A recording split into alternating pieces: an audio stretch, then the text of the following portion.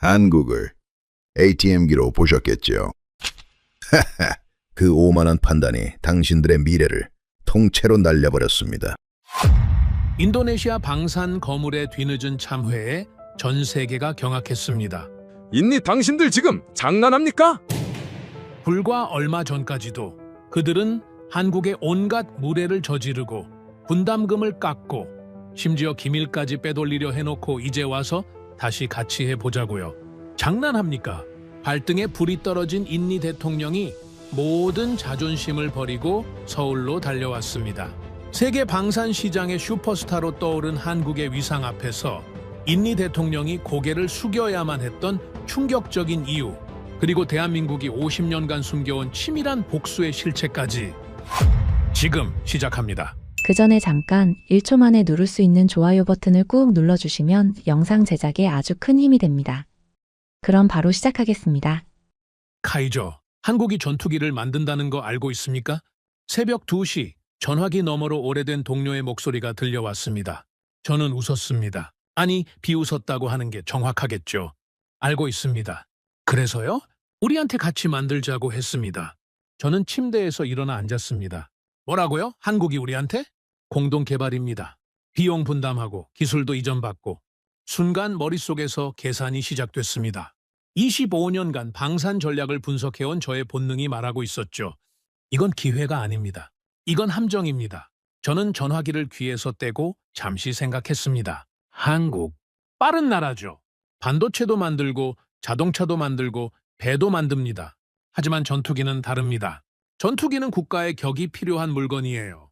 미국이 만들고 러시아가 만들고 프랑스가 만듭니다. 한국은 그 목록에 없었죠. 내일 아침 회의에서 이야기합시다. 저는 전화를 끊었습니다. 그리고 다시 누웠죠. 하지만 잠이 오지 않았습니다. 아니, 잠이 안 온 게 아니라 계산이 멈추지 않았던 겁니다. 스텔스 전투기 개발, 엔진 기술, 레이더 시스템 통합, 이걸 한국이 한다고요? 저는 천장을 바라보며 중얼거렸습니다. 불가능합니다. 그렇게 확신했죠. 그리고 그 확신이 제 인생을 망칠 줄은 그때는 정말 몰랐습니다. 다음 날 아침 국방부 회의실이었습니다. 성공 확률이 얼마라고 했습니까? 국방장관이 저를 똑바로 쳐다봤습니다. 저는 단 1초도 망설이지 않았습니다. 10% 이하입니다. 회의실이 조용해졌죠. 누군가 헛기침을 했습니다. 하지만 저는 흔들리지 않았습니다. 아니, 솔직히 말씀드리겠습니다. 이 프로젝트는 실패합니다. 20명이 넘는 장성들이 저를 바라봤습니다. 하지만 저는 카이저 라흐만입니다. 실패할 프로젝트는 시작부터 보이는 남자죠. 그리고 그날 제 앞에 놓인 보고서 첫 페이지에는 이렇게 적혀 있었습니다. KF-21, 한국형 전투기 개발 프로젝트. 제 소개를 드려야겠죠. 저는 카이저 라흐만입니다.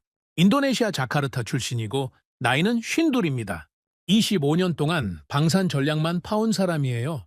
프랑스 라팔 도입 협상, 미국 F-15 도입 실무, 러시아 수호위 분석까지. 전 세계 전투기 협상 테이블에 제가 앉지 않은 적이 없었습니다. 사람들이 저를 뭐라고 부르는지 아십니까? 확률로 전쟁을 이기는 남자. 과장이 아닙니다. 저는 실제로 그렇게 살아왔으니까요. 감정으로 판단하지 않습니다. 숫자로 봅니다. 데이터로 읽죠. 그리고 제 분석이 틀린 적은 단 한 번도 없었습니다. 단 한 번도요. 그래서 한국이 전투기를 만든다는 소식을 들었을 때 제 반응은 단순했습니다. 안 됩니다. 이유요? 넘치죠. 첫째, 스텔스 기술입니다. 이건 미국도 수십 년 걸린 기술이에요. 한국이 이걸 독자적으로 완성한다고요? 둘째, 엔진입니다. 전투기 엔진을 자체 개발한 나라가 세계에 몇이나 됩니까? 셋째, 시스템 통합이죠. 수만 개의 부품이 한치의 오차도 없이 작동해야 합니다. 이건 기술이 아니라 역사가 필요한 영역입니다. 한국에는 그 역사가 없었죠. 저는 회의실에서 명확하게 말했습니다. 이 프로젝트에 우리가 돈을 쏟아부을 이유가 없습니다. 참여는 하되 최소한의 비용만 투입하십시오. 장관이 물었죠. 하지만 기술 이전이 걸려있지 않습니까? 기술 이전이요? 저는 피식 웃었습니다. 솔직히 말씀드릴게요. 그때 저는 속으로 이렇게 생각했습니다. 실패할 프로젝트에서 이전받을 기술이 뭐가 있겠습니까? 장관님, 한국은 제조를 잘하는 나라입니다. 인정합니다. 하지만 전투기는 다릅니다. 전투기는 국가의 체급이 필요한 물건이에요. 한국은 아직 그 체급이 아닙니다. 회의실에서 아무도 반박하지 않았습니다. 당연하죠. 제 말이 맞으니까요. 아니, 그때는 모두가 그렇게 믿었습니다. 그래서 우리의 전략이 정해졌습니다. 돈은 천천히 줍니다. 최대한 늦추죠. 어차피 실패할 프로젝트에 돈을 제때 줄 이유가 없으니까요. 분담금 납부 기한이 다가와도 저는 태연했습니다. 서두를 필요 없습니다. 한국이 먼저 결과를 보여주면 그때 판단해도 늦지 않죠. 합리적인 판단이었습니다. 적어도 저는 그렇게 믿었어요. 하지만 우리가 한 일은 그것만이 아니었습니다. 어느 날 정보 담당관이 조용히 저를 찾아왔습니다. 카이저, 한국 측 기술자가 접근 가능한 위치에 있습니다. 저는 그 말의 의미를 바로 알아챘죠. 어떤 수준의 정보입니까? 개발 데이터 일부입니다. USB 하나면 됩니다. 저는 잠시 생각했습니다. 잠시요. 길지 않았습니다. 그리고 말했죠. 문제 없습니다. 진행하십시오. 지금 생각하면 소름이 끼칩니다. 저는 그 순간 단 1초도 망설이지 않았어요. 왜냐고요? 어차피 실패할 프로젝트라고 생각했으니까요. 실패할 프로젝트의 데이터를 좀 가져오는 게 뭐가 대수겠습니까? 그게 얼마나 큰 배신이었는지 그때 저는 전혀 몰랐습니다. 그뿐이 아닙니다. 회의에서 누군가가 이런 제안까지 했습니다. 분담금 대신 식용유로 대체하면 어떻겠습니까? 저는 그 말을 듣고 아무렇지도 않았습니다. 오히려 고개를 끄덕였죠. 나쁘지 않은 방법입니다. 전투기 개발 분담금을 식용유로 내겠다고요. 지금 다시 떠올리면 얼굴이 뜨거워집니다. 하지만 그때는 진심이었어요. 한국의 프로젝트를 그 정도로 봤다는 뜻입니다. 그 정도로 가볍게 봤다는 뜻이죠. 한국을 뭘로 본 겁니까? 저는 한국을 파트너로 본 적이 없었습니다. 협상 대상으로도 보지 않았어요. 솔직하게 말하겠습니다. 저는 한국을 이용 대상으로 봤습니다. 기술은 받을 만큼 받고 돈은 최대한 안 주고 프로젝트가 망하면 그것 보라고 하면 되는 존재요. 그리고 저만 그렇게 생각한 게 아니었습니다. 주변의 다른 나라 전문가들도 비슷했죠. 한국이 전투기를 만든다고? 웃음이 먼저 나오는 반응이었습니다. 회의장에서, 세미나에서, 만찬자리에서 한국의 전투기 개발은 농담거리였어요. 반도체 만들던 나라가 갑자기 전투기를 만든다니? 다음엔 뭘 만들겠습니까? 우주선이라도? 저도 웃었습니다. 함께 웃었죠. 그 웃음이 얼마나 무지한 웃음이었는지도 모른 채 그날 밤 저는 호텔 방에서 보고서를 정리하고 있었습니다. KF21 프로젝트 평가서. 마지막 줄에 저는 이렇게 적었습니다. 본 프로젝트는 정치적 목적의 상징적 사업으로 판단됨. 기술적 완성 가능성 극히 낮음. 지속적 투자 가치 없음. 펜을 내려놓고 창밖을 봤습니다. 자카르타의 밤은 언제나 덥고 습했죠. 저는 커피를 한 모금 마시며 생각했습니다. 한국이라 참 대단하긴 합니다. 이렇게 무모한 도전을 하다니요. 하지만 도전과 성공은 다른 겁니다. 세상에는 도전만 하다가 사라진 프로젝트가 수백 개입니다. KF21도 그중 하나가 될 겁니다. 저는 그렇게 확신했죠. 그런데 말입니다. 그로부터 얼마 지나지 않아 이상한 소식이 들려오기 시작했습니다. 한국에서 시제기가 나왔다는 겁니다. 일정대로요. 하루도 안 밀리고요. 저는 보고서를 읽으며 고개를 갸웃거렸습니다. 일정대로라고요? 25년간 방산을 분석해온 제가 단언합니다. 전투기 개발이 일정대로 진행되는 경우는 없습니다. 없어요. 미국도 안 되고 러시아도 안 되고 유럽도 안 됩니다. 그런데 한국이 일정대로 했다고요? 저는 보고서를 덮으며 중얼거렸습니다. 한 번쯤은 그럴 수 있죠. 그때까지만 해도 저는 여유로웠습니다. 이건 운이라고 생각했으니까요. 한 번의 성공은 실력이 아닙니다. 운이죠. 진짜 실력은 반복에서 나오는 겁니다. 하지만 그 반복이 시작될 줄은 그때의 저는 상상도 하지 못했습니다. 저는 그때 확신했습니다. 우리가 이 게임의 주인이라고요? 한국이 KF21 공동 개발을 제안했을 때 솔직히 말하면 저는 속으로 웃고 있었습니다. 왜냐고요? 한국은 우리가 필요했으니까요. 인도네시아의 참여가 없으면 이 프로젝트는 국제 공동 개발이라는 이름을 붙일 수가 없었습니다. 명분이 없는 거죠. 그리고 명분이 없는 무기 개발은 예산을 따내기가 어렵습니다. 저는 이 구조를 정확히 꿰뚫고 있었습니다. 우리가 돈을 쥐고 있습니다. 그리고 그들은 우리를 필요로 하죠. 국방부 내부 회의에서 제가 한 말입니다. 장성들이 고개를 끄덕였죠. 맞는 말이었으니까요. 적어도 그때는 모두가 그렇게 생각했습니다. 그래서 저는 전략을 짰습니다. 아주 단순하고 아주 효과적인 전략이었죠. 압박하십시오. 조건을 바꾸십시오. 협상 테이블이 다시 열렸습니다. 한국 측 대표단이 앉아 있었죠. 저는 그들의 얼굴을 기억합니다. 진지했어요. 굉장히 진지한 표정들이었습니다. 그 프로젝트에 진심인 사람들의 얼굴이었죠. 하지만 저는 그 진심을 이용할 생각밖에 없었습니다. 우리 측 수석 대표가 입을 열었습니다. 기술 전체를 이전받을 필요는 없습니다. 일부만 받겠습니다. 한국 측이 당황한 게 보였죠. 당연합니다. 원래 계약은 전체 기술 이전이었으니까요. 그런데 갑자기 일부만 받겠다니. 이게 무슨 뜻이겠습니까?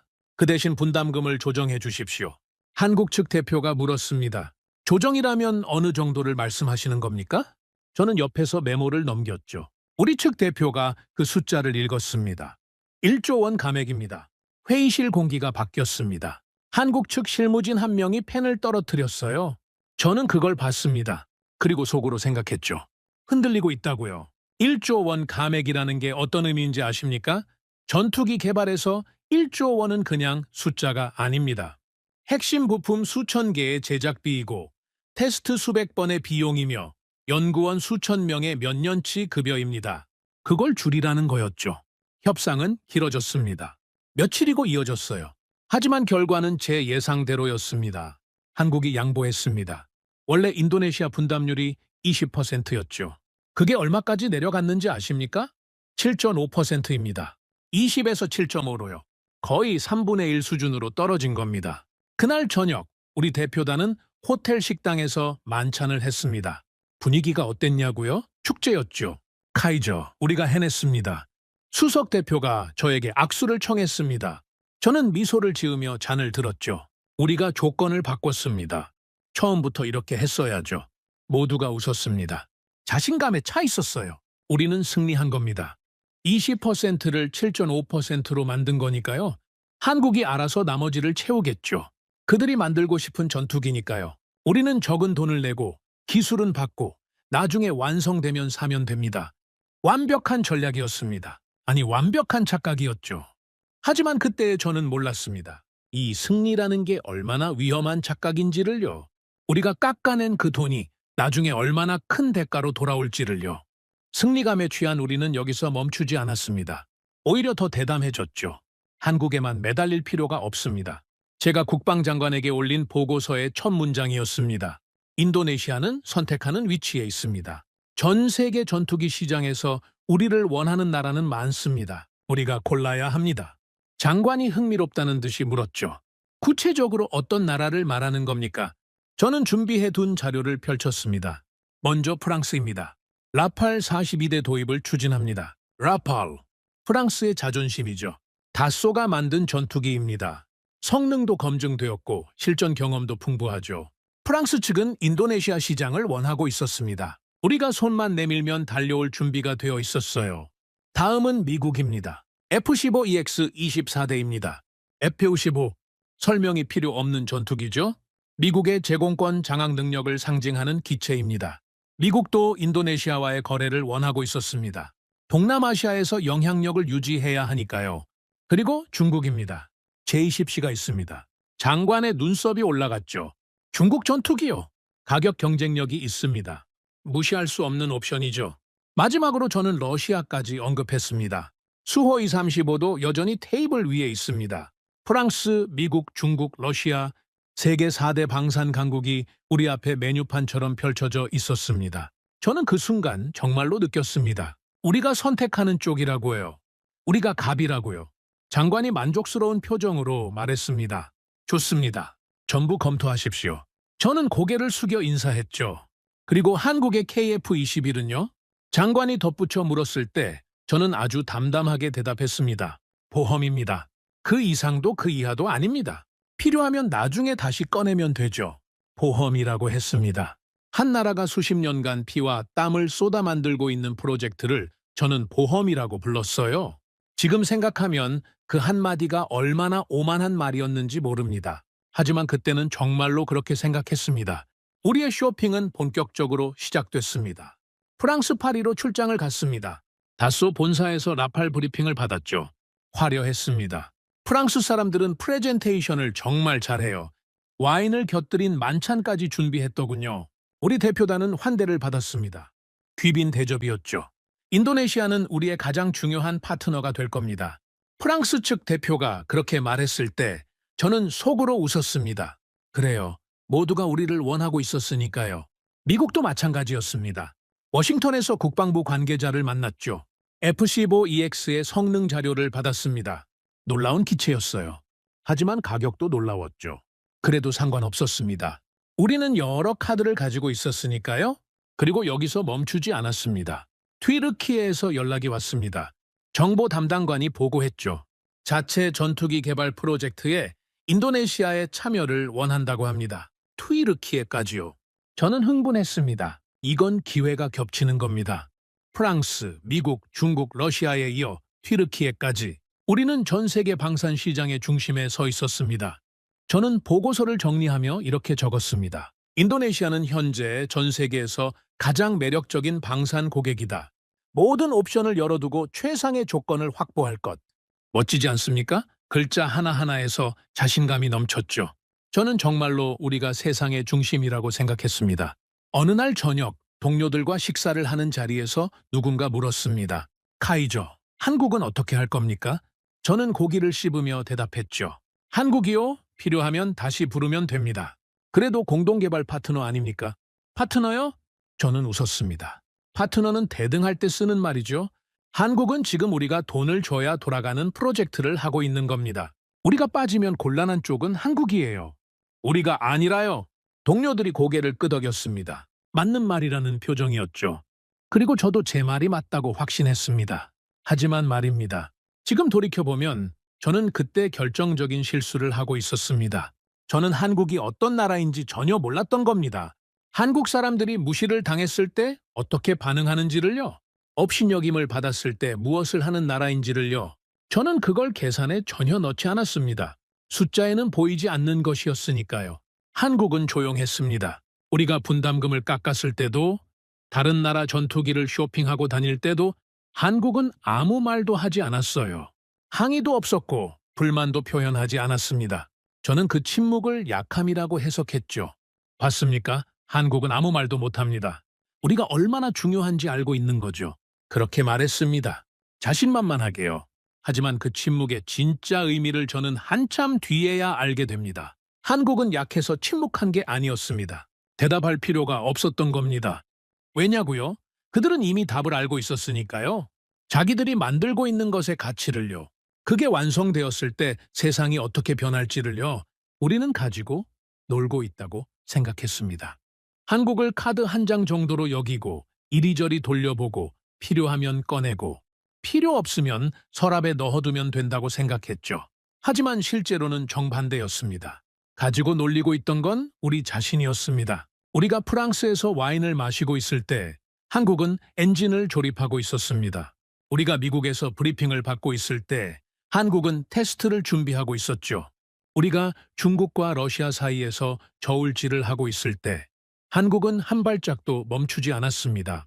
그리고 그 걸음이 어디까지 갔는지 저는 곧 알게 됩니다. 그때까지만 해도 저는 여전히 웃고 있었습니다. 세상 모든 것이 제 계산대로 돌아가고 있다고 믿으면서요.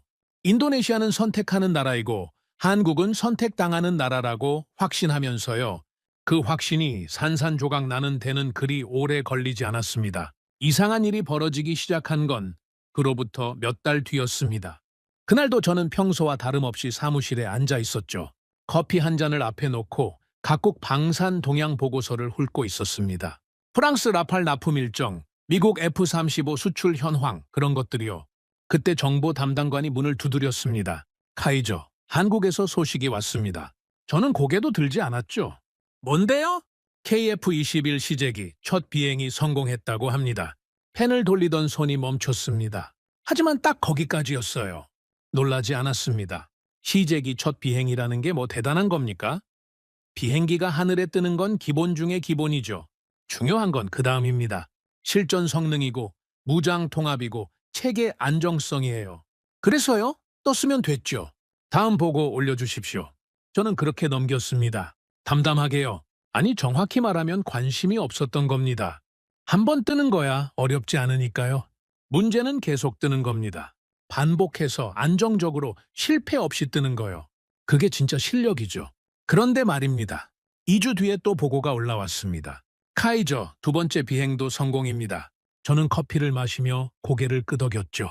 됐습니다. 한 달 뒤에 또 올라왔습니다. 세 번째, 네 번째 비행 모두 성공입니다. 이번에는 제가 먼저 물었죠. 실패는요? 없습니다. 지연은요? 없습니다. 일정 정확히 맞추고 있습니다. 저는 보고서를 받아들었습니다. 처음으로 제대로 읽었어요. 날짜를 확인했죠. 계획 대비 실제 진행률을 비교했습니다. 정확했습니다. 하루도 안 밀리고 있었어요.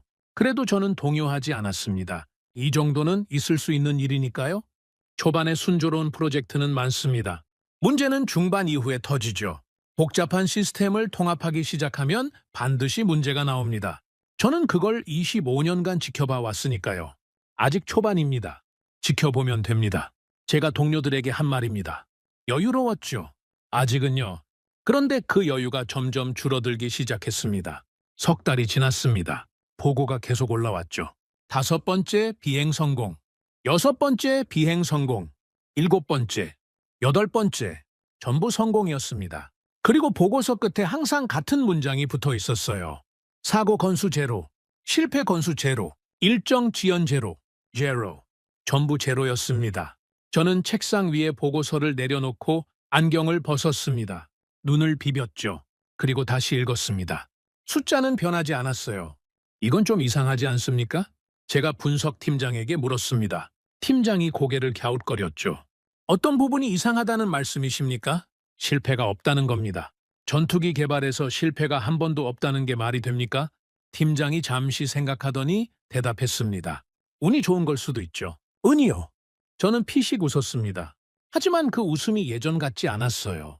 여유가 아니라 불편함이 섞인 웃음이었죠. 운으로 전투기가 10번 연속 성공적으로 비행합니까? 운으로 일정이 하루도 안 밀립니까? 팀장이 대답하지 못했습니다. 저도 대답을 모르긴 마찬가지였죠. 그날 밤 저는 사무실에 혼자 남아서 과거 데이터를 꺼냈습니다. 제가 25년간 분석해온 전 세계 전투기 개발 프로젝트 기록이죠. 미국의 F-35 프로젝트. 개발 기간 얼마나 지연됐는지 아십니까? 7년입니다. 예산 초과는 수백억 달러였죠. 소프트웨어 결함, 구조 균열, 엔진 화재. 문제가 끝없이 터졌습니다. 유럽의 유로파이터. 이것도 마찬가지였어요. 참여국 간 의견 충돌, 기술 통합 실패, 일정 지연. 완성까지 거의 20년이 걸렸습니다.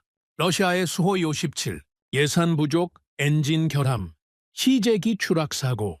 수십 년간 완성하지 못하고 있었죠. 이게 전투기 개발의 현실입니다. 세계 최강 대국들도 이 모양인 겁니다. 실패하고 지연되고 예산이 폭발하고. 그게 정상이에요. 그게 전투기라는 물건입니다. 그런데 한국은 실패가 연기라고요? 저는 데이터를 옆에 나란히 놓고 비교했습니다. 미국, 러시아, 유럽, 그리고 한국. 4개의 그래프가 눈앞에 펼쳐졌죠. 미국 그래프는 위아래로 널뛰기를 하고 있었습니다. 러시아는 중간에 뚝 끊어진 구간이 있었죠. 유럽은 완만하지만 한없이 늘어지는 곡선이었습니다. 그리고 한국의 그래프는 직선이었습니다. 계획선과 실제 진행선이 거의 겹쳐 있었어요. 마치 자로 그은 것처럼요. 저는 모니터를 바라보며 한참을 앉아 있었습니다. 아무 말도 하지 못했죠. 이건 통계적으로 이상합니다. 혼잣말이었습니다. 아무도 듣지 못했죠. 하지만 제 목소리가 떨리고 있었다는 건 저 자신이 알고 있었습니다. 다음 날 저는 분석팀 전체를 소집했습니다. 한국 프로젝트를 다시 분석하십시오. 팀원들이 의아한 표정을 지었죠. 다시요? 이미 평가가 끝나지 않았습니까? 끝난 게 아닙니다. 데이터가 맞지 않습니다. 젊은 분석관 한 명이 손을 들었습니다. 카이저, 혹시 우리의 초기 평가가 틀렸을 가능성은 없습니까? 회의실이 순간 조용해졌죠. 모두가 저를 봤습니다. 저는 그 젊은 분석관을 똑바로 쳐다봤습니다. 뭐라고 했습니까? 데이터를 보면 한국의 진행 속도와 성공률은 우리 예측 모델의 범위를 벗어나 있습니다. 이건 2가지 중 하나입니다. 한국이 데이터를 조작하고 있거나 아니면 우리 모델이 틀렸거나. 저는 손으로 테이블을 쳤습니다. 3개는 아닙니다. 하지만 충분히 소리가 났죠. 우리 모델이 틀렸다고요? 이 모델은 제가 15년간 만들어 온 겁니다. 전 세계 모든 방산 프로젝트를 분석해서 만든 예측 시스템이에요.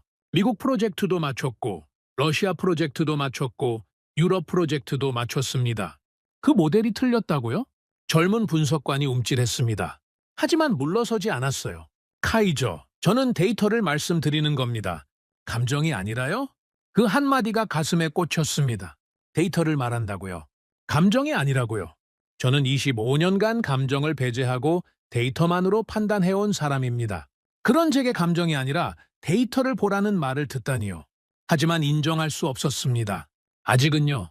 다시 분석하십시오. 한국의 데이터에 조작이 없는지 확인하십시오. 그게 제가 내린 지시였습니다. 데이터가 이상하면 데이터가 잘못된 거라고 생각했던 거죠. 한국이 성공하고 있다는 사실을 인정하는 것보다 한국이 거짓말을 하고 있다고 믿는 게 더 편했으니까요. 분석팀이 2주간 작업했습니다.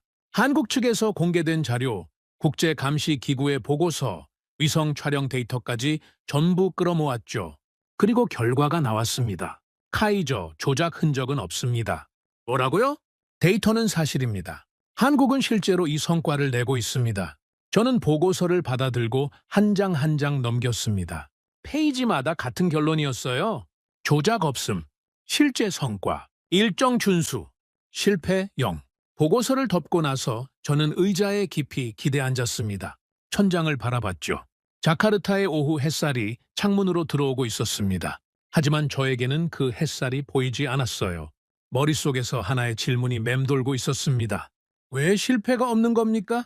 전투기 개발에서 실패가 한 번도 없다는 건 두 가지를 의미합니다. 하나는 운이 믿을 수 없을 정도로 좋은 거죠. 하지만 운은 10번 연속 작동하지 않습니다.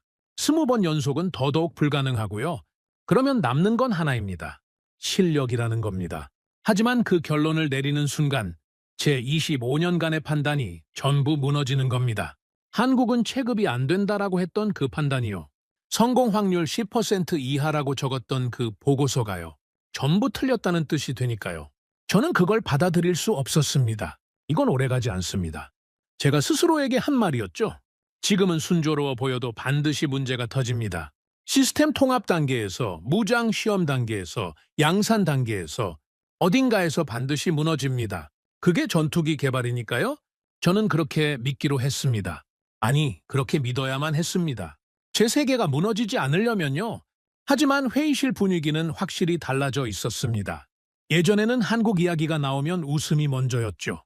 농담거리였으니까요. 그런데 이제는 아무도 웃지 않았습니다. 한국 보고서가 올라오면 회의실이 조용해졌어요.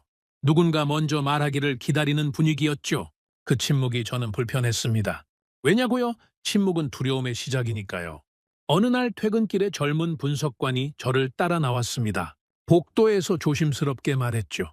카이저, 한 가지만 여쭤봐도 되겠습니까? 뭡니까? 우리가 한국의 성공 확률을 10% 이하로 잡았을 때 어떤 변수를 넣었습니까? 기술 수준, 개발 경험, 산업 기반, 국제협력 네트워크 전부 넣었습니다. 하나 빠진 게 있지 않습니까? 저는 멈춰 섰습니다. 뭐가 빠졌다는 겁니까? 젊은 분석관이 조심스럽게 대답했습니다. 의지요. 한국이라는 나라의 의지. 그건 숫자로 환산이 안 되는 거 아닙니까? 저는 아무 말도 하지 않았습니다. 돌아서서 걸었죠. 엘리베이터 버튼을 누르며 속으로 중얼거렸습니다. 의지라고요? 의지로 전투기가 만들어지면 세상 모든 나라가 전투기를 가지고 있겠죠. 그렇게 일축했습니다. 하지만 그날 밤 집에 돌아가서도 그 말이 머릿속에서 떠나지 않았어요. 의지. 저는 그걸 한 번도 계산에 넣어본 적이 없었습니다. 당연하죠. 의지는 숫자가 아니니까요. 제 모델에 넣을 수 있는 변수가 아니었습니다. 하지만 한국의 데이터는 제 모델로 설명이 안 됐습니다. 어떤 변수를 넣어도, 어떤 가중치를 적용해도 한국의 성공률은 제 예측 범위 밖에 있었어요. 그건 제 모델에 뭔가가 빠져 있다는 뜻이었죠. 그리고 그 빠진 뭔가가 의지라면 저는 고개를 저었습니다. 아닙니다. 아직은 아니에요. 아직 결론을 내리기엔 이릅니다. 데이터가 더 필요합니다. 시간이 더 필요하죠. 하지만 마음 한구석에서 작은 목소리가 들려왔습니다. 아주 작은 목소리요. 카이저, 혹시 네가 틀린 건 아닐까? 저는 그 목소리를 무시했습니다. 이불을 당기고 눈을 감았죠. 하지만 잠이 오지 않았습니다. 25년 만에 처음이었어요. 분석 때문에 잠을 못 이룬 건요. 다음 날 아침 사무실에 출근했을 때 책상 위에 새 보고서가 놓여 있었습니다. KF-21 시제기 5호기 비행 테스트 완료. 모든 항목 합격. 저는 보고서를 집어들었다가 다시 내려놓았습니다. 그리고 창밖을 바라봤죠. 자카르타의 하늘은 언제나처럼 뿌옇고 습했습니다. 하지만 그 뽀얀 하늘 너머 어딘가에서 한국의 전투기가 날고 있었습니다. 제가 불가능하다고 했던 그 전투기가요. 제가 7% 이하라고 적었던 그 프로젝트가요. 날고 있었습니다. 실패 없이요. 그리고 저는 그때부터 아주 서서히, 아주 천천히 무너지기 시작했습니다. 제 스스로도 모르게요. 무너지고 있었습니다. 저의 확신이요. 하지만 저는 인정하지 않았습니다. 아니, 인정할 수가 없었죠. 25년입니다. 25년간 쌓아올린 분석 모델이, 경험이, 판단력이 틀렸다는 걸 어떻게 받아들입니까? 그건 제 인생 전체가 틀렸다는 뜻이잖아요. 그래서 저는 버텼습니다. 끝까지 버티기로 했죠. 보고서가 올라올 때마다 저는 같은 말을 반복했습니다. 아직입니다. 아직 진짜 고비가 안 왔을 뿐이에요. 초음속 비행 테스트 성공 소식이 들려왔습니다. 마하 1초 1을 돌파했다는 보고였죠. 제 책상 위에 사진까지 첨부되어 있었습니다. 한국의 전투기가 구름을 뚫고 올라가는 장면이었어요. 저는 그 사진을 뒤집어 놓았습니다. 초음속이요? 초음속은 기본입니다. 그 정도는 어떤 전투기든 합니다. 분석팀장이 조심스럽게 말했죠. 하지만 카이저 안정화까지 성공했습니다. 첫 시도에서요. 첫 시도라고요? 예. 보통 초음속 안정화는 수차례 시도가 필요합니다. 미국의 F-35도 초기에 상당한 시행착오를 겪었죠. 한국은 단번에 통과했습니다. 저는 잠시 말을 잃었습니다. 하지만 금방 회복했죠. 운이 좋았던 겁니다. 한 번의 성공이 전체를 증명하진 않습니다. 그 말을 하면서 저도 느꼈습니다. 제가 운이라는 단어를 너무 자주 쓰고 있다는 걸요. 한 번은 운이라고 할 수 있습니다. 두 번도 그럴 수 있죠. 하지만 10번, 20번, 30번 연속으로 운이 따른다면 그건 운이 아닙니다. 그건 실력이죠. 하지만 입 밖으로는 절대 그 말을 꺼내지 않았습니다.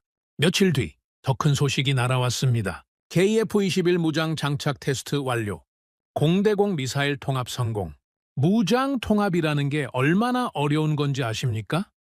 전투기 몸체에 미사일을 다는 게 아닙니다. 레이더가 목표를 잡고 컴퓨터가 사격 재원을 계산하고 발사 시스템이 정확한 타이밍에 작동해야 합니다. 수만 개의 부품이 한치의 오차 없이 맞물려 돌아가야 하는 거예요. 이 단계에서 실패하는 프로젝트가 부지기수입니다. 미국도 여기서 수년을 허비했죠. 한국은 통과했습니다. 예정대로요. 저는 보고서를 읽고 또 읽었습니다.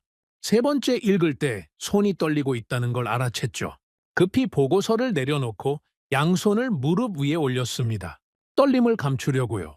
그날 오후 긴급 분석 회의를 소집했습니다. 현재까지 한국의 테스트 결과를 전부 정리하십시오. 빠짐없이요. 팀원들이 작업에 들어갔습니다. 2시간 뒤 화이트보드의 전체 현황이 정리됐죠. 시제기 비행 테스트, 성공. 초음속 비행 테스트, 성공. 무장 장착 테스트, 성공. 비행 일정 준수율, 100%. 사고 건수, 0. 실패 건수, 0.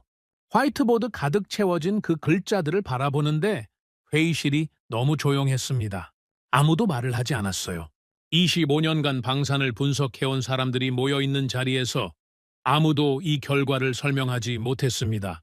제가 먼저 입을 열었죠. 이 데이터에 대한 해석을 듣겠습니다. 침묵이 이어졌습니다. 서로의 눈치만 보고 있었어요. 결국 그 젊은 분석관이 입을 열었습니다. 지난번에 복도에서 저한테 의지 이야기를 했던 그 친구요. 카이저, 솔직히 말씀드리겠습니다. 말하십시오. 이 데이터는 우리 예측 모델의 범위를 완전히 벗어나 있습니다. 어떤 보정을 해도 설명이 안 됩니다. 결론은 하나밖에 없습니다. 뭡니까? 우리 초기 평가가 틀렸습니다. 한국의 기술 수준을 우리가 과소평가한 겁니다. 회의실에 무거운 공기가 내려앉았습니다. 모두가 저를 봤죠. 제 반응을 기다리고 있었습니다. 저는 천천히 일어섰습니다. 화이트보드 앞으로 걸어갔죠. 그 숫자들을 하나하나 짚어봤습니다. 성공, 성공, 성공, 제로, 제로, 제로. 그리고 돌아서며 말했습니다. 이건 지속될 수 없습니다. 젊은 분석관의 얼굴에 실망이 스치는 게 보였어요. 하지만 저는 멈추지 않았습니다. 전투기 개발에는 반드시 고비가 옵니다. 지금까지 순조로웠다고 해서 앞으로도 그러리란 법은 없습니다. 시스템 통합, 양산 단계, 운용 시험. 아직 넘어야 할 산이 많습니다. 하지만 카이저, 보고서를 수정하십시오. 제가 말을 잘랐죠. 현재 진행 상황은 인정하되 장기 전망은 유보로 유지합니다. 그리고 결론에 이렇게 추가하십시오. 현재 성과는 지속 가능성이 불확실하며 추가 관찰이 필요하다. 팀원들이 고개를 숙였습니다. 반박하는 사람은 없었어요. 하지만 동의하는 표정도 아니었죠. 그냥 포기한 얼굴이었습니다. 더 이상 저를 설득하는 건 불가능하다고 판단한 거죠. 회의가 끝나고 모두 나갔습니다. 저만 회의실에 남았죠. 화이트보드를 지우려고 마커 지우개를 들었습니다. 하지만 손이 움직이지 않았어요. 성공 제로. 그 글자들이 저를 쳐다보고 있었습니다. 저는 지우개를 내려놓았습니다. 그리고 의자에 털썩 앉았죠. 솔직히 말하겠습니다. 그 순간 저는 알고 있었어요. 제가 틀렸다는 걸요. 데이터가 전부 말하고 있었으니까요. 숫자는 거짓말을 하지 않습니다. 그건 제가 25년간 믿어온 원칙이었죠. 숫자는 거짓말을 하지 않는다. 감정을 배제하고 데이터만 보라. 그게 제 철학이었습니다. 그런데 지금 저는 뭘 하고 있었습니까? 데이터가 말하는 진실을 외면하고 감정에 매달려서 버티고 있었던 겁니다. 제가 가장 경멸하던 행동을 제가 하고 있었어요. 자존심이었습니다. 순수하게 자존심이었죠. 한국이 해냈다는 걸 인정하는 순간 저는 25년간 틀린 판단을 내려온 사람이 되는 겁니다. 성공 확률 10% 이하라고 적은 그 보고서가 제 무덤이 되는 거죠. 그걸 견딜 수가 없었습니다. 그래서 저는 더 깊이 부정했습니다. 더 단단하게 벽을 쌓았죠. 한국은 결국 무너집니다. 반드시요. 매일 아침 거울을 보며 그렇게 되뇌었습니다. 주문처럼요? 기도처럼요? 그렇게 말하면 정말로 그렇게 될 것 같았으니까요. 하지만 현실은 제 주문을 들어주지 않았습니다. 다음 달 또 보고서가 올라왔습니다. KF-21 발사 시험 성공, 공대지 미사일 명중률 목표치 초과 달성. 저는 보고서를 읽지 않았습니다. 책상 서랍에 넣어버렸죠. 그 다음 달에도 올라왔습니다. 야간 비행 테스트 전 항목 통과, 악천 후 조건 비행 안정성 확인, 서랍에 넣었습니다. 또 올라왔습니다. 체계 통합 시험 1차 완료, 예정 일정 준수, 서랍에 넣었습니다. 서랍이 가득 찼습니다. 보고서로요? 전부 성공이라고 적힌 보고서들로요? 어느 날 저녁 퇴근하기 전에 서랍을 열어봤습니다. 쌓여있는 보고서들을 하나씩 꺼내봤죠.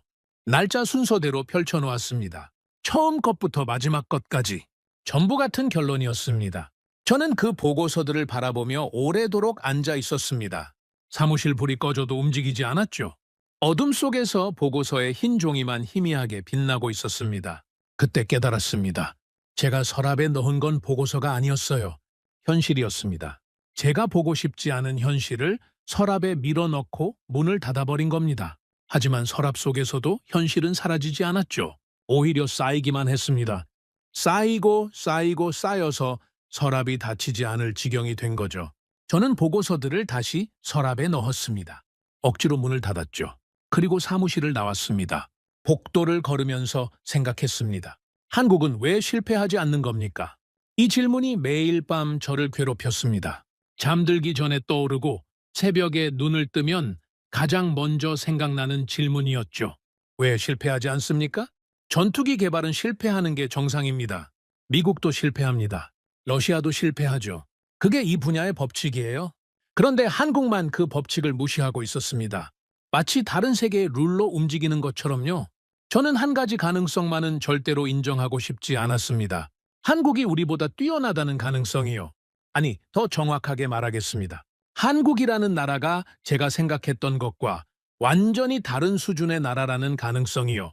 제가 체급이 안 된다고 했던 그 나라가 실은 저와 제 분석 모델이 측정할 수 없는 차원에 있었다는 가능성이요.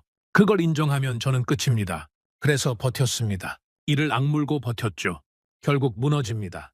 제가 할 수 있는 말은 그것뿐이었습니다. 근거는 없었어요. 데이터는 오히려 반대를 가리키고 있었죠. 하지만 저는 그 한 문장에 매달렸습니다. 결국 무너진다. 반드시 무너진다. 무너져야 한다. 그런데 말입니다. 결국 무너진 건 한국이 아니었습니다. 무너진 건 저였죠.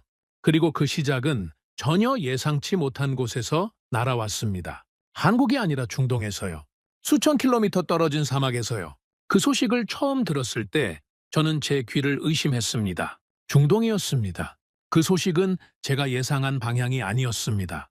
한국의 KF-21이 아니라 수천 킬로미터 떨어진 사막에서 날아온 소식이었죠. 그날 오전 정보 담당관이 급하게 들어왔습니다. 표정이 묘했어요. 긴급한 것 같으면서도 어떻게 말을 꺼내야 할지 모르겠다는 얼굴이었죠. 카이저, 아랍에미리트에서 보고가 왔습니다. 아랍에미리트요? 무슨 건입니까? 한국산 방공 시스템 운용 결과입니다. 저는 커피잔을 내려놓았습니다. 한국산이요? 청국말입니까? 예. 실전 환경 테스트 결과가 나왔습니다. 그래서요? 결과가 어떻습니까? 담당관이 보고서를 내밀었습니다. 저는 받아들고 첫 페이지를 펼쳤죠. 현지 평가 요약이라고 적혀 있었습니다. 그 아래 한 줄이 눈에 들어왔습니다. 압도적 신뢰성, 미국산 대비 반응 속도 우위, 유지 보수 비용 현저히 낮음. 저는 보고서를 덮었습니다. 그리고 웃었죠. 중동은 항상 과장합니다. 진심이었습니다. 중동 국가들의 무기 평가는 종종 과장되죠. 정치적 목적이 있으니까요. 새로 도입한 무기가 형편없다고 발표할 나라가 어디 있겠습니까? 자기네 돈으로 산 건데요. 당연히 좋다고 하겠죠. 참고만 하겠습니다. 다른 보고 있습니까? 저는 그렇게 넘겼습니다. 완전히 무시한 건 아니지만 심각하게 받아들이지도 않았죠. 중동의 평가라는 건 원래 그런 거니까요. 그런데 문제는 그 다음이었습니다.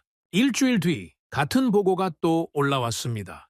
아랍에미리트 추가 평가, 한국산 방공체계, 연속 요격 테스트, 전 항목 통과. 저는 고개를 갸웃거렸습니다. 또요. 2주 뒤에 또 올라왔습니다. 현지 군 관계자 평가. 한국산 시스템은 기존 운용 중인 미국산 패트리어트 대비 실전 대응력에서 우위를 보임. 이번에는 제가 먼저 담당관을 불렀습니다. 이 보고 출처가 어딥니까? 현지 주재 무관실입니다. 직접 확인한 자료입니다. 직접 확인이요? 예. 실제 운용 데이터를 기반으로 한 평가입니다. 저는 의자에 등을 기대고 천장을 바라봤습니다. 실제 운용 데이터라고요? 그건 과장이 아니라는 뜻입니다. 정치적 수사가 아니라 실제 숫자를 기반으로 한 평가라는 거죠. 그래도 저는 버텼습니다. 한 번 더요. 표본이 적을 수 있습니다. 좀 더 지켜봅시다. 하지만 속으로는 이상한 느낌이 올라오고 있었습니다. 뭐라고 설명하기 어려운 느낌이요. 마치 아주 먼 곳에서 천둥 소리가 들려오는 것 같았죠. 아직 비가 오지는 않았지만 분명히 어딘가에서 폭풍이 다가오고 있다는 느낌이었습니다. 그리고 그 폭풍은 정말로 왔습니다.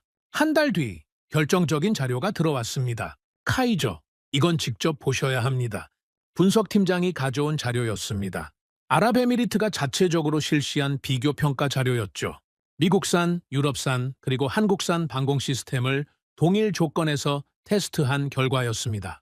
저는 자료를 펼쳤습니다. 반응 속도, 한국산이 1위였습니다.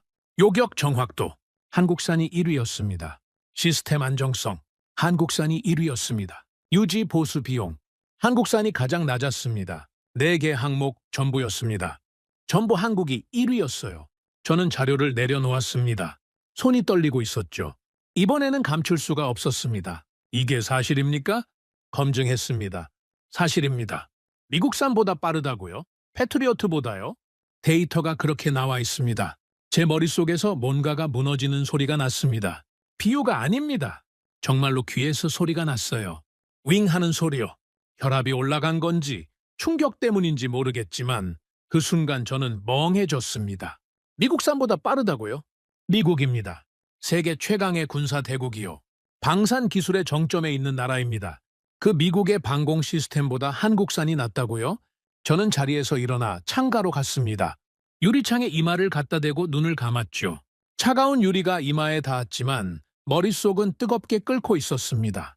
이건 청웅입니다. 방공 시스템이에요. 그런데 이게 왜 중요하냐고요? KF-21 때문입니다. 방공 시스템과 전투기는 다른 물건이지만 만드는 나라는 같습니다. 기술을 축적하는 방식도 같고 품질을 관리하는 체계도 같죠. 한국의 방공 시스템이 이 수준이라면 한국의 전투기 개발도 같은 수준의 체계에서 진행되고 있다는 뜻입니다. 그 순간 KF-21의 연속 성공이 갑자기 설명되기 시작했습니다. 운이 아니었습니다.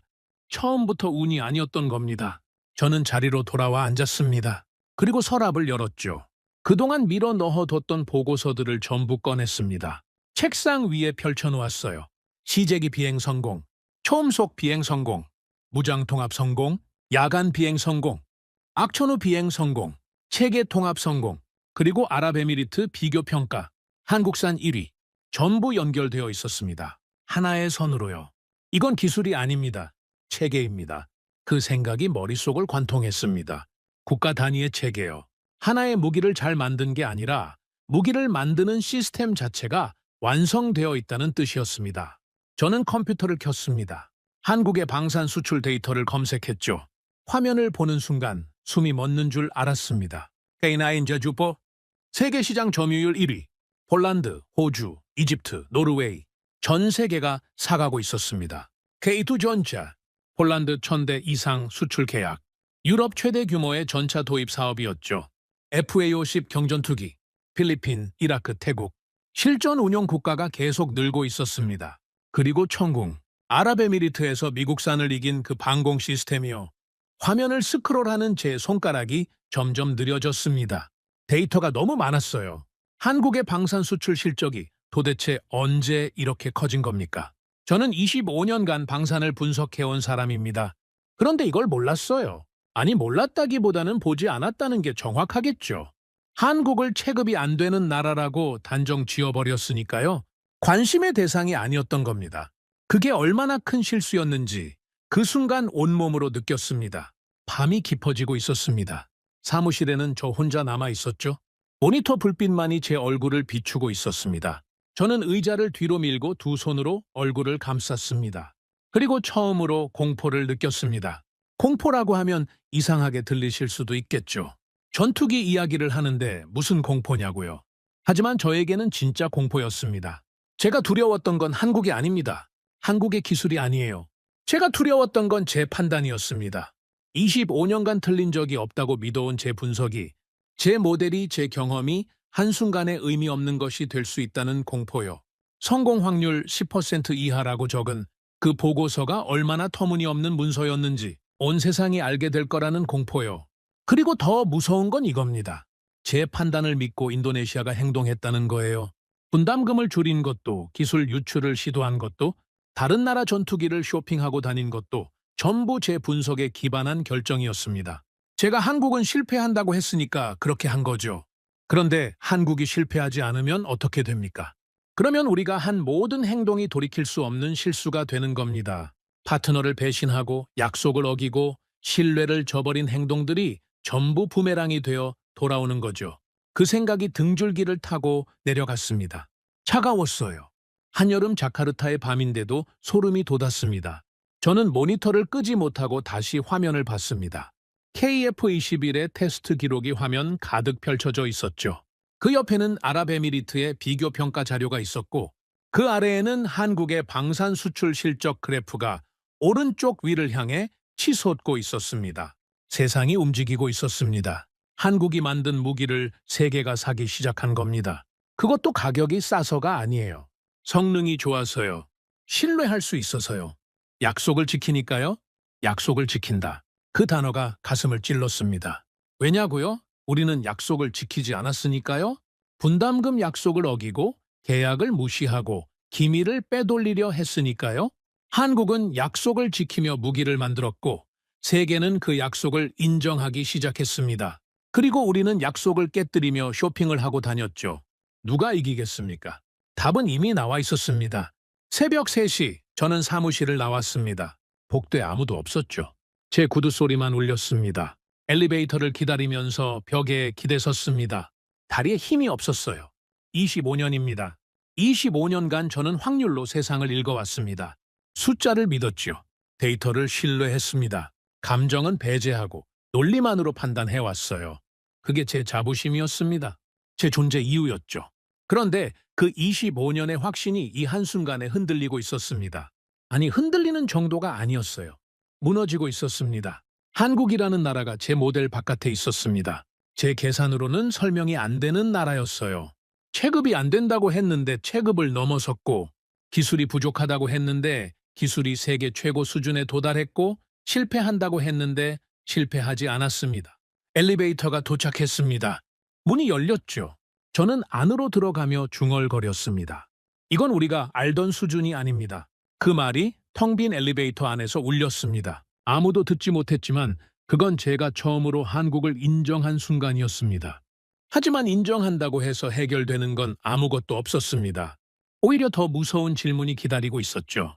한국이 정말로 이 전투기를 완성하면 우리는 어떻게 되는 겁니까? 공동개발 파트너를 배신한 나라, 약속을 어긴 나라, 기밀을 빼돌리려 한 나라, 분담금을 깎고 식용유로 때우려 한 나라. 그런 나라에게 한국이 다시 손을 내밀어 줄까요? 저는 답을 알고 있었습니다. 하지만 입 밖으로 꺼낼 수 없었죠. 그날 밤 집에 돌아와서 저는 서재에 들어갔습니다. 불도 켜지 않고 의자에 앉았죠. 어둠 속에서 오래도록 앉아 있었습니다. 그리고 생각했습니다. 나는 한국을 과소평가했습니다. 나는 한국의 기술을 무시했습니다. 나는 한국의 약속을 가볍게 여겼습니다.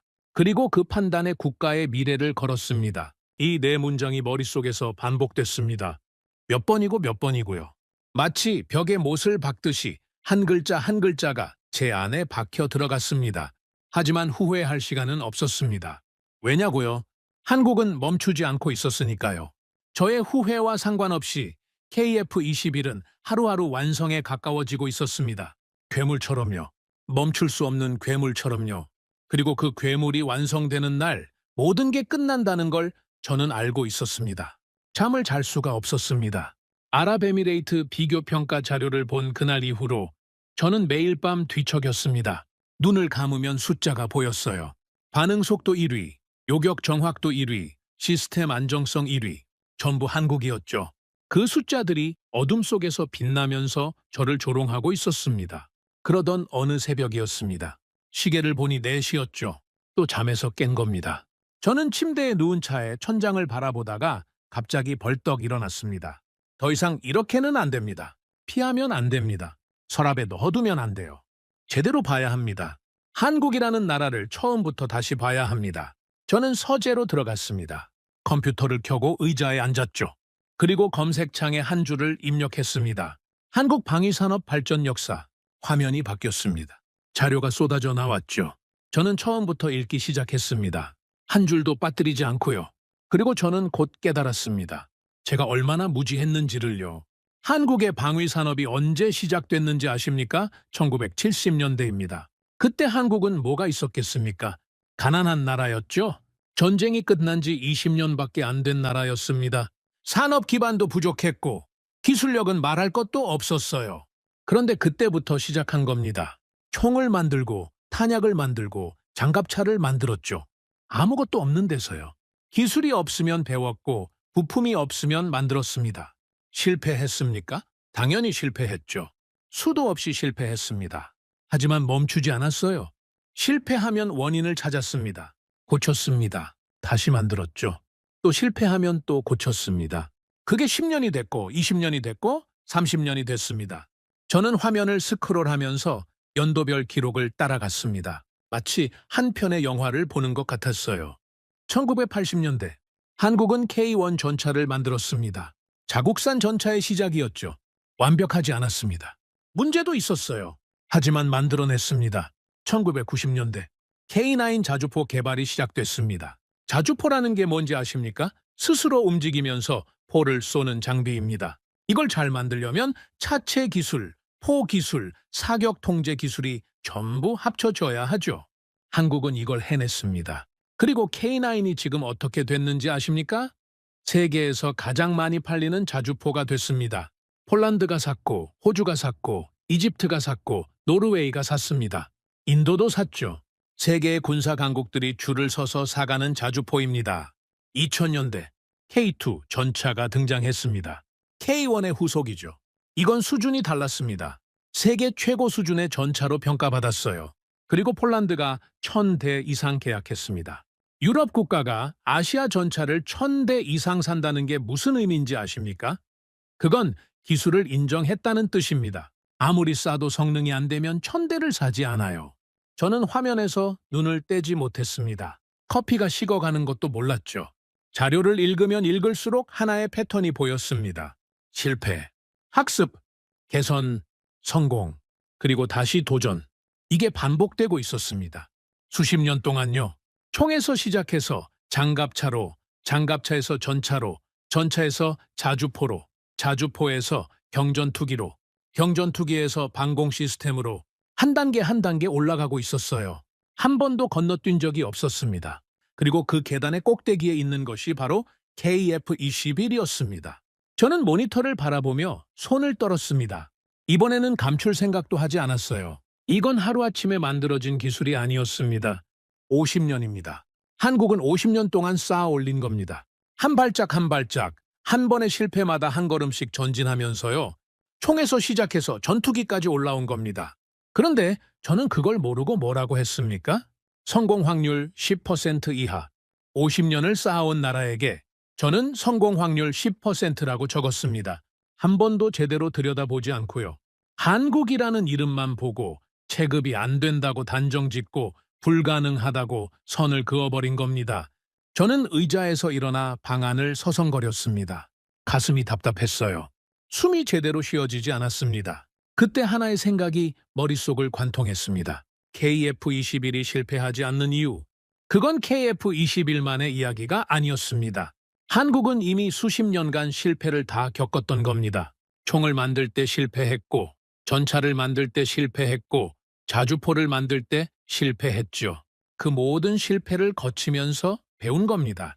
어떻게 하면 실패하지 않는지를요. 그래서 KF-21에서는 실패가 없었던 겁니다. 실패할 부분을 이미 과거에 다 겪어봤으니까요. 이미 답을 알고 있었던 거죠. 저는 그 사실을 깨닫는 순간 다리에 힘이 풀렸습니다. 의자에 주저앉았죠. 이건 기술이 아니라 시간이었습니다. 혼잣말이었어요. 하지만 그 한 문장이 모든 걸 설명하고 있었습니다. 한국이 가진 건 기술이 아니었습니다. 시간이었어요. 50년이라는 시간 동안 쌓아온 경험, 실패, 학습, 개선. 그 모든 것이 응축되어 KF-21이라는 결과물로 나온 겁니다. 그리고 우리는요, 인도네시아는 그 시간 동안 뭘 했습니까? 쇼핑을 했습니다. 프랑스에서 전투기를 사고, 미국에서 전투기를 사고, 러시아에서 전투기를 사고, 이 나라 저 나라 돌아다니면서 완성된 물건만 골라 담았죠.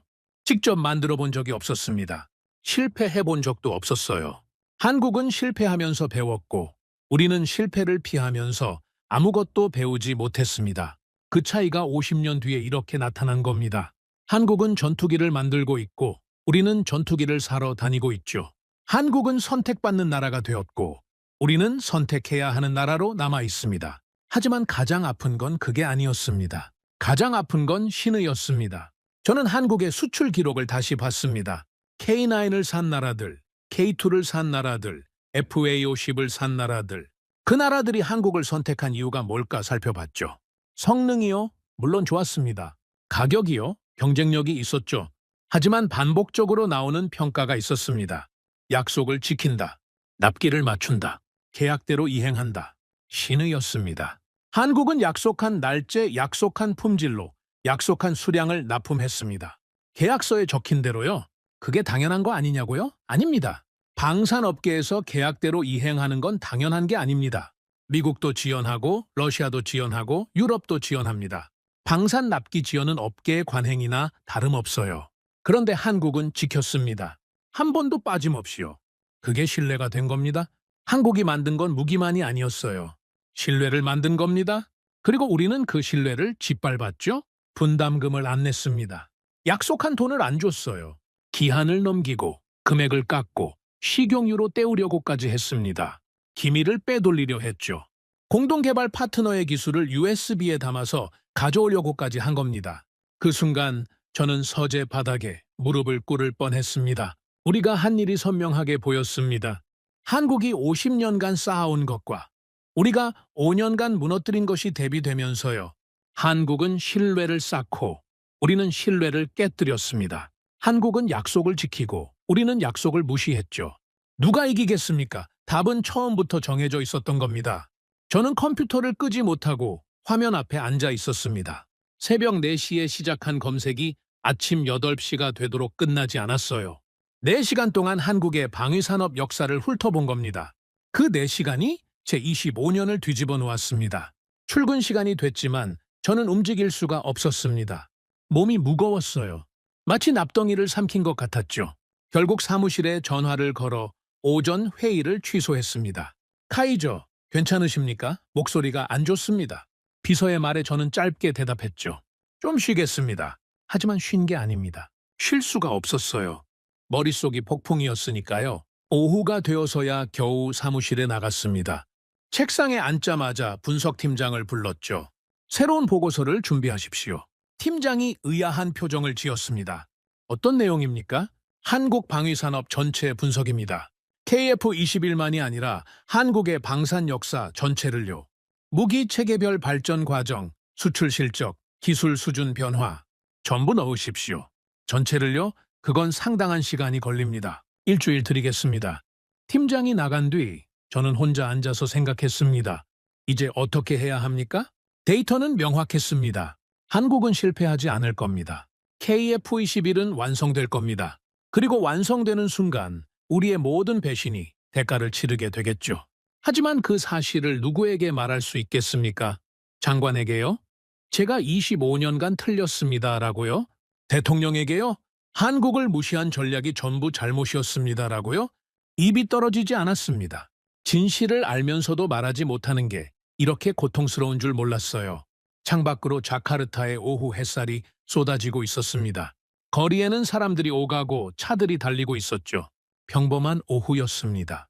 하지만 저에게는 평범한 오후가 아니었습니다.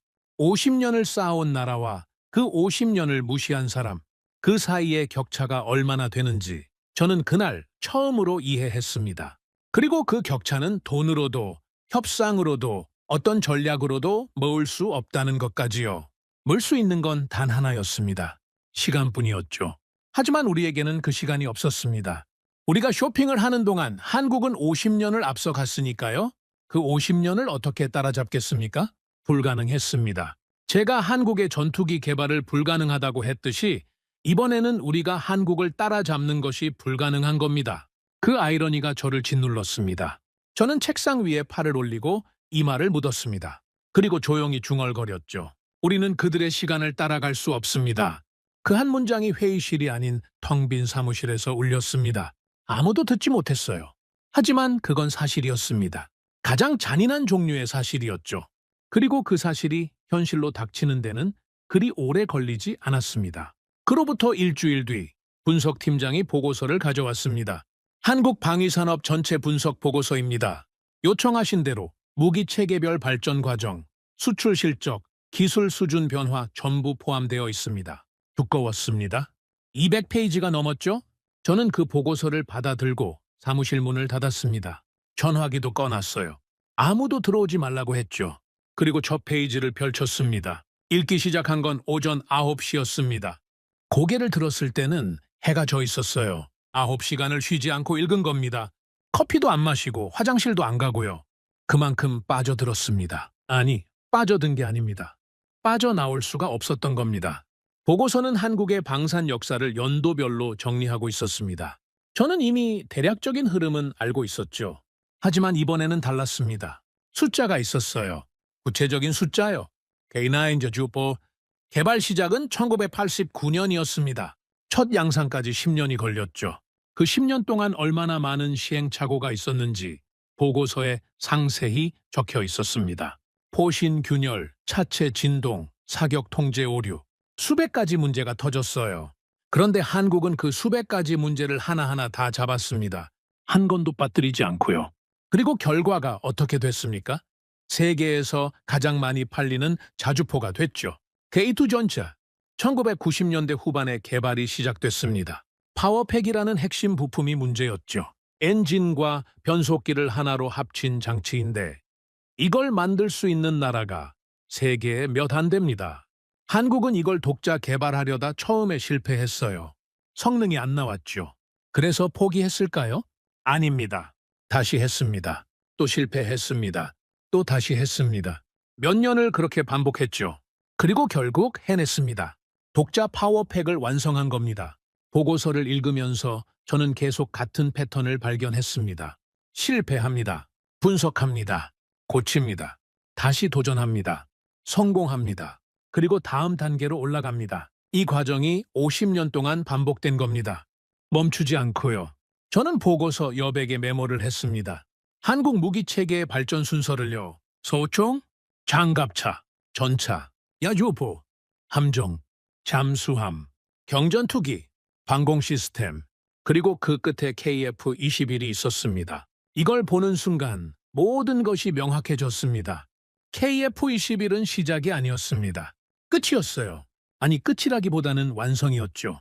50년간 한 계단씩 올라온 한국 방위산업의 마지막 계단이었습니다. 꼭대기에 놓인 마지막 조각이었어요. 그래서 실패가 없었던 겁니다. 이 계단을 올라오면서 실패할 건 이미 다 실패한 겁니다. 배울 건 이미 다 배운 거고요. KF-21에 투입된 기술자들은 K9을 만들면서 배운 사람들이고 K2를 만들면서 단련된 사람들이며 FA-50을 만들면서 항공 기술을 익힌 사람들이었습니다. 50년의 경험이 한 곳에 모인 겁니다. 그게 KF-21이었죠. 저는 펜을 내려놓고 눈을 감았습니다. 머릿속에서 두 개의 그림이 겹쳐지고 있었어요. 한쪽에는 한국이 있었습니다. 50년 동안 한 계단씩 느리지만 멈추지 않고 올라가는 모습이요. 넘어져도 다시 일어나고 실패해도 다시 도전하고 비가 와도 눈이 와도 누가 비웃어도 걸음을 멈추지 않는 모습이었습니다. 다른 한쪽에는 우리가 있었습니다. 인도네시아요? 엘리베이터를 타고 올라가려는 모습이었죠. 아니, 엘리베이터도 아닙니다. 남이 만들어 놓은 꼭대기에서 완성품만 골라 사는 모습이었어요. 직접 계단을 올라가 본 적이 단 한 번도 없었습니다. 그 차이가 지금 이 결과를 만든 겁니다. 한국은 전투기를 만들고 있고 우리는 전투기를 사러 다니고 있습니다. 한국은 세계가 줄을 서서 사가는 무기를 만들고 있고 우리는 세계 여기저기를 돌아다니며 뭘 살지 고민하고 있죠. 같은 시간이었습니다. 같은 50년이었어요. 하지만 그 50년을 어떻게 보냈느냐에 따라 결과가 완전히 달라진 겁니다. 저는 보고서를 덮고 의자에 깊이 기대 앉았습니다. 천장에 형광등이 눈에 들어왔죠. 하얗고 차가운 빛이었습니다. 그때 한 가지 생각이 더 떠올랐습니다. 이게 진짜 아팠어요. 한국의 그 50년 동안 세계가 뭐라고 했는지 아십니까? 비웃었습니다. 한국이 전차를 만든다고 했을 때 웃었습니다. 한국이 자주포를 만든다고 했을 때 코웃음을 쳤죠. 한국이 잠수함을 만든다고 했을 때 고개를 저었습니다. 그리고 한국이 전투기를 만든다고 했을 때 저를 포함한 전 세계 전문가들이 비웃었죠. 하지만 한국은 그 비웃음에 대답하지 않았습니다. 항의도 않았고 변명도 않았어요. 그냥 만들었습니다. 묵묵히 꾸준히 멈추지 않고 그리고 완성된 결과물로 대답한 겁니다. K9으로 대답했습니다. 세계 1위 자주포로요. K2로 대답했습니다. 천대 수출 계약으로요. 청웅으로 대답했습니다. 미국산보다 낫다는 평가로요. 한국은 말로 대답하는 나라가 아니었습니다. 결과로 대답하는 나라였어요. 그런데 저는 그 나라를 뭐라고 했습니까? 체급이 안 된다. 50년을 쌓아온 나라에게 체급이 안 된다고 했습니다. 저는 두 손으로 얼굴을 감쌌습니다. 부끄러웠습니다. 25년간 방산을 분석해왔다는 사람이 가장 기본적인 것을 보지 못했다는 게 부끄러웠어요. 기본적인 것이 뭐냐고요? 축적입니다. 기술은 하루아침에 만들어지지 않습니다. 돈으로도 살 수 없어요. 시간이 필요합니다. 실패가 필요하죠. 그 시간과 실패를 견뎌낸 나라만이 진짜 기술을 갖게 되는 겁니다. 한국은 그 시간을 견뎌냈습니다. 50년이라는 시간을요. 그리고 우리는 그 시간을 돈으로 사려고 했죠. 프랑스에서 사고, 미국에서 사고, 러시아에서 사고, 돈만 내면 된다고 생각했습니다. 하지만 돈으로 살 수 있는 건 물건이지 기술이 아닙니다. 물건은 쓰면 닳지만 기술은 쓸수록 자랍니다. 그 차이를 저는 25년 동안 몰랐던 겁니다. 보고서를 읽은 다음 날, 저는 오전 회의에 들어갔습니다. 장성들과 분석관들이 앉아 있었죠. 정례보고 회의였습니다. 누군가 라팔 도입 일정에 대해 발표하고 있었어요. 프랑스 측과 납기 조정이 필요합니다. 예정보다 8개월 지연될 수 있습니다. 8개월 지연이요. 저는 속으로 쓴웃음을 지었습니다. 다음 발표자가 F-15EX건을 보고했습니다. 미국 측에서 가격 재조정을 요구하고 있습니다. 기존 합의보다 15% 인상입니다. 15% 인상이요. 또 올리겠다는 겁니다. 회의가 끝나고 저는 복도를 걸으면서 생각했습니다. 프랑스는 납기를 지원하고 있습니다. 미국은 가격을 올리고 있죠. 이게 우리가 선택한 쇼핑의 현실입니다. 우리가 갑이라고 생각했지만 실제로는 그들이 조건을 정하고 있었어요. 사는 쪽이 을입니다. 만드는 쪽이 갑이죠. 그런데 한국은 어땠습니까? KF-21 공동개발에서 한국이 납기를 지원한 적이 있었습니까? 없었습니다. 일정대로 정확하게 한 번도 어긋나지 않았죠. 우리가 분담금을 안 냈는데도요. 우리가 돈을 깎았는데도요. 우리가 기밀을 빼돌리려 했는데도요. 한국은 그 모든 걸 당하면서도 일정을 지켰습니다. 약속을 지킨 겁니다. 왜요? 왜 그랬을까요? 돈도 제대로 못 받으면서 파트너한테 배신을 당하면서 왜 묵묵히 일정을 지켰을까요? 저는 한참을 생각했습니다. 그리고 하나의 결론에 도달했죠. 자존심이었습니다. 한국의 자존심이요. 한국에게 KF-21은 단순한 전투기가 아니었습니다. 국가의 증명이었어요. 우리가 할 수 있다는 것을 세계에 보여주는 프로젝트였죠. 그래서 인도네시아가 배신하든 말든 돈을 주든 안 주든 상관없이 만든 겁니다. 완성해야 했으니까요. 자기 자신을 위해서요? 그 자존심 앞에서 우리의 꼼수가 얼마나 초라해 보였을까요? 분담금 깎겠다. 식용유로 대체하겠다. 기밀 빼오겠다. 한국 사람들이 그 이야기를 들었을 때 뭐라고 생각했을까요? 화가 났을 겁니다. 당연히요. 하지만 그들은 화를 내는 대신 전투기를 만들었습니다. 복수 대신 완성을 선택한 겁니다. 그게 더 무서운 거 아닙니까? 소리치고 항의하는 건 두렵지 않습니다. 진짜 두려운 건 조용히 일하는 겁니다. 아무 말 없이 결과를 만들어내는 거요. 한국이 바로 그랬습니다. 어느 날 저녁, 저는 사무실에서 보고서를 다시 펼쳐놓고 인도네시아와 한국을 나란히 비교해봤습니다. 직접 표를 그렸죠. 한국, 축적, 인도네시아, 소비. 한국, 자체 개발, 인도네시아, 구매. 한국, 실패에서 학습, 인도네시아, 실패 회피. 한국, 약속 이행, 인도네시아, 약속 파기. 한국, 장기 투자, 인도네시아, 당위 선택, 5항목 전부였습니다. 전부 한국이 이기고 있었어요. 아니, 이긴다는 표현도 적절하지 않습니다. 차원이 달랐죠. 저는 그 표를 바라보며 오래도록 앉아 있었습니다. 펜을 들어 한 줄을 더 추가했죠. 한국, 전투기를 만든다. 인도네시아, 전투기를 사러 간다. 이게 50년의 결론이었습니다. 같은 시간을 보내고도 이렇게 다른 결과가 나온 겁니다. 펜을 내려놓으려다가 한 줄을 더 적었습니다. 손이 떨렸지만 적었어요. 한국, 선택받는 나라가 되었다. 인도네시아, 선택해야 하는 나라로 남았다. 그게 가장 아팠습니다. 우리는 항상 선택하는 쪽이라고 자부했잖아요. 프랑스 전투기를 선택하고 미국 전투기를 선택하고 우리가 갑이라고 생각했죠. 하지만 진짜 갑은 만드는 쪽이었습니다. 선택당하는 것처럼 보이지만 실제로는 기술을 가진 쪽이 모든 조건을 정하는 거죠. 우리는 그걸 뒤늦게야 깨달은 겁니다. 그리고 한국은 이제 그 자리에 서 있었습니다. 세계가 줄을 서서 한국의 무기를 사겠다고 하는 자리예요. 저는 그 표를 찢어버리고 싶었습니다. 하지만 찢지 않았어요. 서랍에 넣었죠? 이번에는 숨기려고 넣은 게 아닙니다. 기억하려고 넣은 겁니다. 제가 무엇을 잘못했는지를요? 다음 날 아침 출근길에 차 안에서 라디오를 들었습니다. 방산 관련 뉴스가 나오고 있었죠. 한국의 방산 수출이 올해 역대 최고치를 기록할 것으로 전망됩니다. 저는 핸들을 잡은 채 아무 말도 하지 못했습니다. 사무실에 도착해서 의자에 앉았을 때 정보 담당관이 또 찾아왔습니다. 카이저 KF-21 관련 새로운 보고가 있습니다. 뭡니까? 담당관의 표정이 심각했습니다. 지금까지와는 다른 종류의 심각함이었죠. 불안이 아니라 공포에 가까운 표정이었습니다. 양산 준비가 시작됐다는 보고입니다. 저는 숨을 멈췄습니다. 양산이요? 예. 시제기 단계를 통과하고 양산 체제로 전환하고 있다고 합니다. 양산. 그 단어가 귀를 때렸습니다. 양산이라는 건 시험이 끝났다는 뜻입니다. 개발이 완료됐다는 뜻이죠. 이제 진짜로 찍어내겠다는 겁니다. 하나가 아니라 수십 대, 수백 대를요? 그 순간 저는 깨달았습니다. 끝났다고요. 게임이 끝난 겁니다. 우리가 한국을 무시하고 배신하고 비웃는 동안 한국은 조용히 전투기를 완성해버린 겁니다. 그리고 이제 양산을 시작합니다.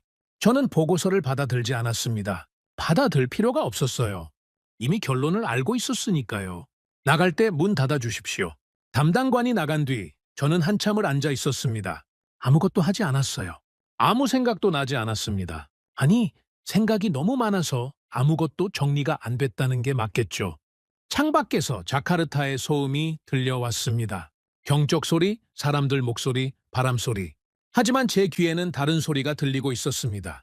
수천 킬로미터 떨어진 한국의 어느 공장에서 전투기가 조립되는 소리요. 금속이 맞물리는 소리, 엔진이 돌아가는 소리, 검사 장비가 작동하는 소리. 저에게는 들릴 리 없는 소리였지만 분명히 들리는 것 같았습니다.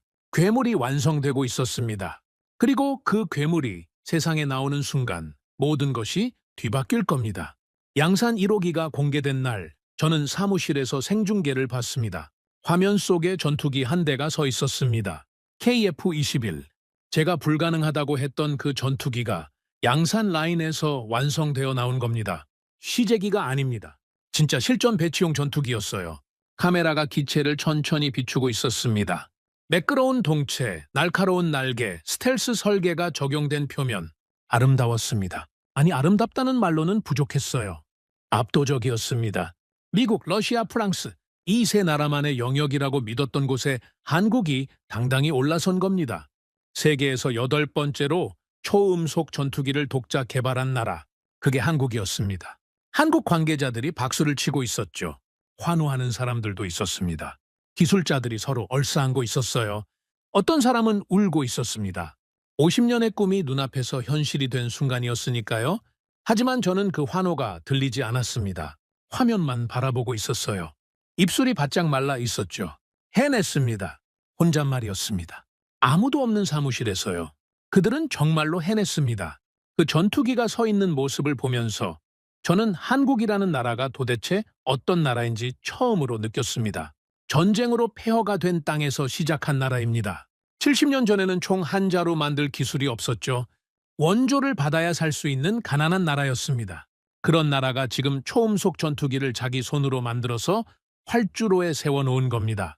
반도체 세계 1위, 조선 세계 1위, 자동차 세계 5위, 그리고 이제 방산까지. 한국이 손대는 산업마다 세계 정상에 올라가고 있었습니다. 이건 우연이 아닙니다. 한 번은 우연일 수 있어요. 두 번도 그럴 수 있죠.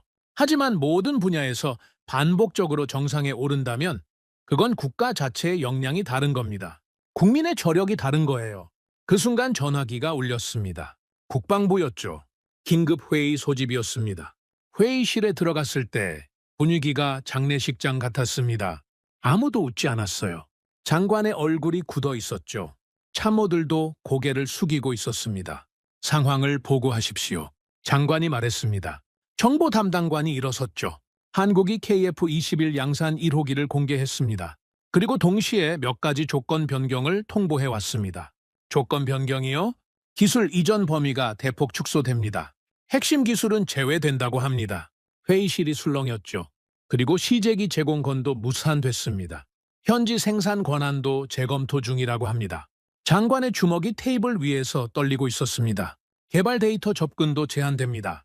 사실상 공동개발 파트너로서의 권한이 대부분 축소된 상태입니다. 장관이 저를 봤습니다. 똑바로요. 카이저, 이게 어떻게 된 겁니까? 저는 대답하지 못했습니다. 뭐라고 대답하겠습니까? 제가 만든 전략의 결과가 이겁니다.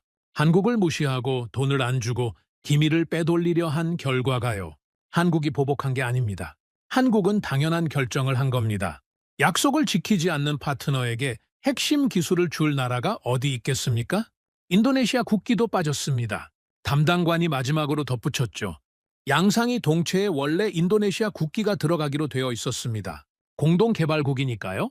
하지만 빠져 있었습니다. 한국 국기만 있었어요. 태극기만이 선명하게 빛나고 있었습니다. 회의실이 완전히 침묵에 빠졌습니다.